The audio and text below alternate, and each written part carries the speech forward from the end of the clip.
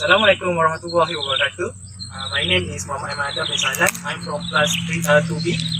Today I'm going to present about journal effect level of nitrogen and phosphorus on performance of rice.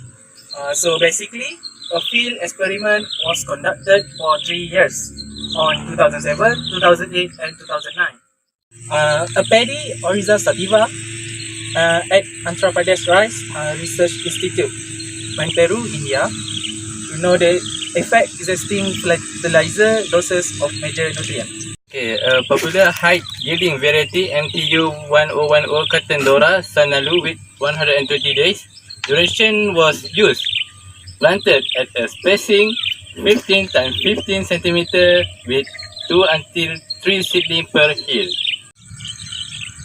Weed control by using pre-emergence herbicide Pretilakur followed by manual weeding for 40 days after transplant. Water level was maintained at a depth of 2 cm up to panicle initiation and increased by 5 cm 1 week before harvest. The field was drained before fertilizer application. Fertilizer was applied as per the treatment through urea, super single phosphate and MOP. The entire P and K 1/3 N was applied at first as basal and the remaining 2/3 was applied when doing tillage and duration panicle initiation. Zinc was applied 50 kg per hectare at the last time of budding. Experiment was conducted on uniform plant protection and cultural management practices throughout the crop growth period. This soil was collected before and after harvest to study the soil organic carbon. Agronomic efficiency was calculated by dividing energy input and energy output. Response to N was higher followed by P. Number of tiller panicle and dry matter production was conspicuously augmented by increasing N level from 120 kg hectare to 180 kg per. Increasing level in N favor greater absorption of nutrients resulting in rapid foliage, expansion, better accumulation of phosphoric acid and growth structure. Regarding P, there was a significant level increase in tiller as well as dry matter production by enhancing 25% more than recommended doses. Panicle production was significantly augmented by 50% increment of P.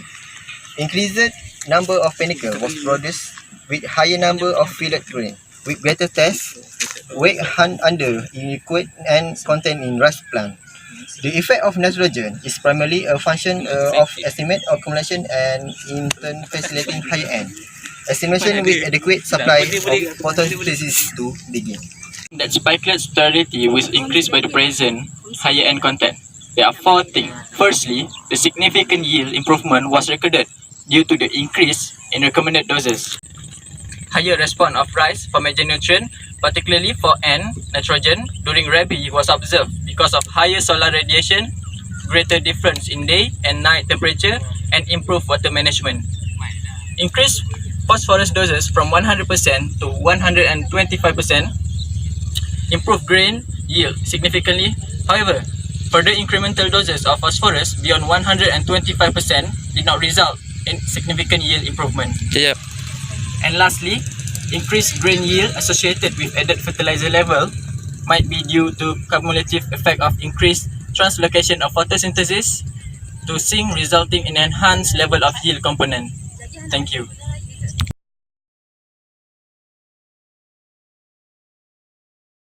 Assalamualaikum warahmatullahi wabarakatuh. My name is Intan Farina binti Muhammad Azri.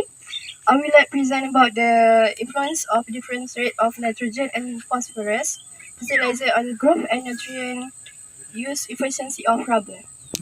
Okay, the effect of nitrogen and phosphorus on nutrient concentration, growth and vegetative traits of rubber, RRIM 2025 clone was evaluated. The treatment consists of combination of nitrogen, urea, and P, phosphorus CRP with fixed rate of potassium, 1.5 gram per plant.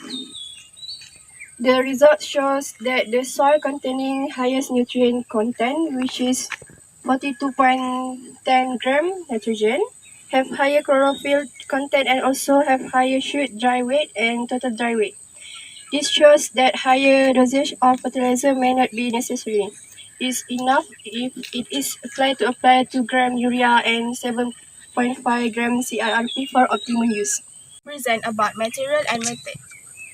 First is design and treatment.